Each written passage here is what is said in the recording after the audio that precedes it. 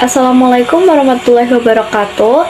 Perkenalkan, nama saya Raditya Marta Syafenina dengan NPM 230450115. Di kesempatan kali ini, saya akan mereview jurnal tentang studi kelayakan pariwisata dengan judul Feasibility Analysis of Ecotourism Development on the Baluna Mangrove Learning Center or MLC area in West Sulawesi. Sebelumnya, saya akan menjelaskan mengenai identitas artikel yang akan saya review dengan judul yang sudah saya sebutkan tadi, yaitu Feasibility Analysis of Ecotourism Development on the Baluna Mangrove Learning Center or MLC area in West Sulawesi, dengan penulisnya yaitu Rita Bulan, Uswatur Hasana, Pipin Noviati Sadikin, dan diterbitkan di Bogor Hospitality Journal dengan volume 8 nomor 2 tahun 2024 dengan halaman 88 sampai 97 dan diterbitkan oleh Sekolah Tinggi Pariwisata Bogor. Dalam artikel tersebut ditemukan 3 tujuan penelitian. Yang pertama yaitu menghitung nilai potensi penawaran or supply ekowisata MLC Baluno. Yang kedua, menilai indeks kelayakan pengembangan kawasan sebagai destinasi ekowisata. Dan yang ketiga yaitu mengidentifikasi aspek kekuatan dan juga kelemahan dari destinasi. Kemudian, konteks penelitian dalam jurnal tersebut yang pertama yaitu MLC Baluno memiliki kawasan mangrove sebesar 60 hektar. Yang kedua, MLC Baluno memiliki keragaman flora dan fauna dan memiliki potensi edukasi. Kemudian yang ketiga, MLC Baluno telah ditetapkan sebagai kawasan ekosistem esensial atau KEE. Kemudian yang keempat, ditemukan tantangan dalam daya tarik tersebut, yaitu fasilitasnya terbatas dan juga akomodasi di sana belum optimal. Metode penelitian yang digunakan dalam jurnal tersebut, yang pertama, jurnal tersebut menggunakan pendekatan kualitatif dengan metode pengumpulan datanya. Yang pertama yaitu observasi lapangan, yang kedua wawancara terstruktur dan mendalam, yang ketiga menggunakan studi dokumentasi dan juga kajian literatur, dan juga jurnal tersebut menggunakan analisis ADO ODTWE PHKAT pada tahun 2003, kriteria ekowisata Damanting and Weber di tahun 2006, dan juga perhitungan indeks kelayakan oleh Karsudi et al. Kemudian, aspek penilaian digunakan untuk studi kelayakan wisata di MLC Baluno in West Sulawesi. Yang pertama yaitu mereka menggunakan scoring dan pembobotan.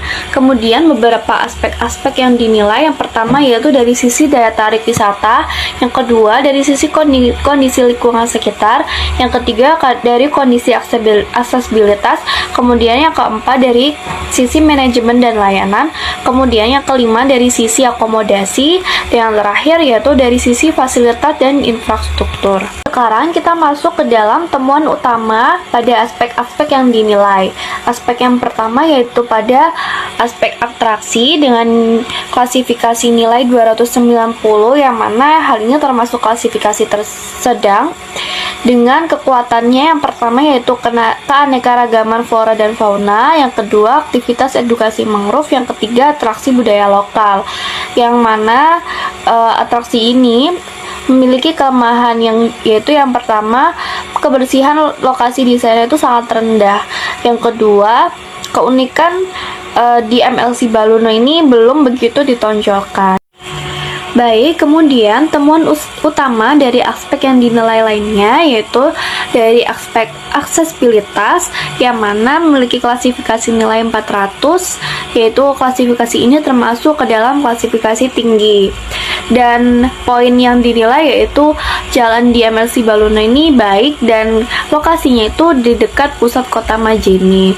Kemudian aspek yang ketiga yaitu kondisi area, yang mana memiliki klasifikasi nilai sebesar 375, yang mana klasifikasi ini termasuk ke dalam klasifikasi sedang dengan poin ruang gerak terbatas dan ekonomi lokal di sana itu sangat bergantung pada perikanan dan juga pertanian lada.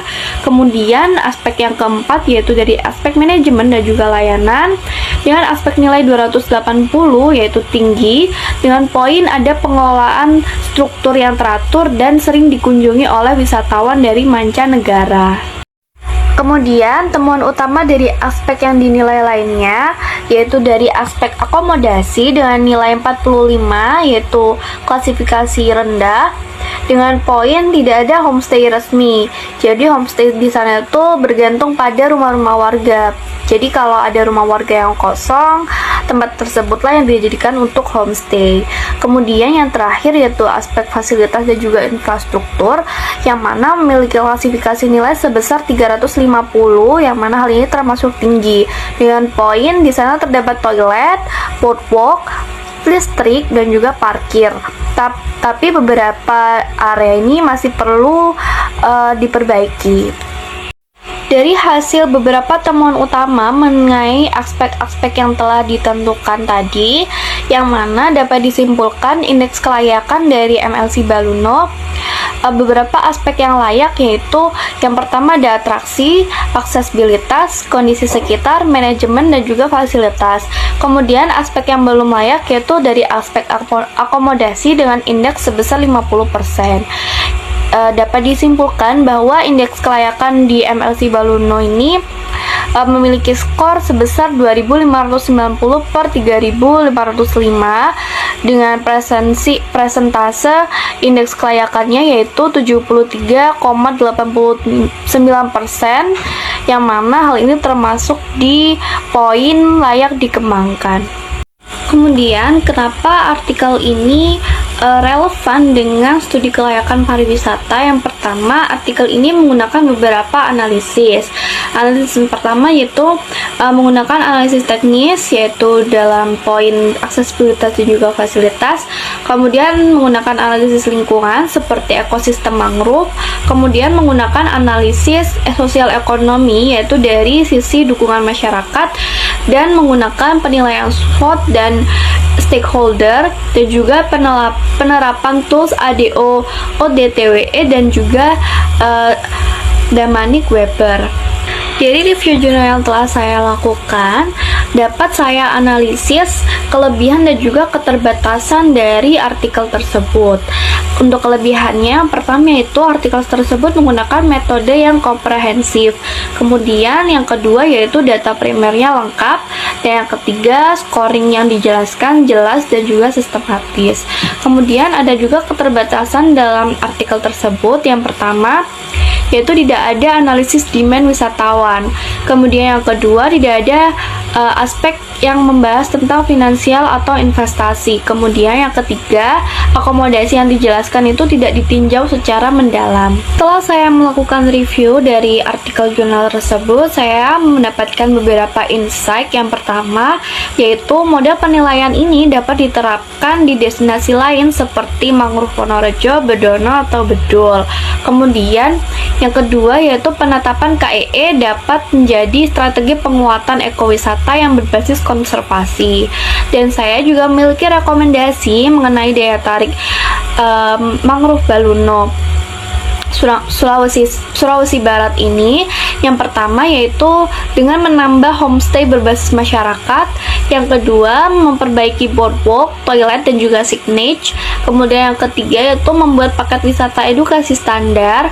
Kemudian yang keempat yaitu membuat analisis demand dan juga proyeksi ekonomi. Kemudian yang terakhir yaitu memperkuat branding kawasan KEE. Baik, dari review jurnal yang telah saya lakukan, dapat saya tarik kesimpulan bahwa MLC Baluno secara keseluruhan layak dikembangkan sebagai ekowisata mangrove. Namun, pembentukan peningkatan pada aspek akomodasi dan fasilitas pendukung agar keberlanjutan destinasi ini dapat tercapai. Baik, itu saja. Sekian dari saya. Mohon maaf apabila ada kesalahan kata. Terima kasih. Wassalamualaikum warahmatullahi wabarakatuh.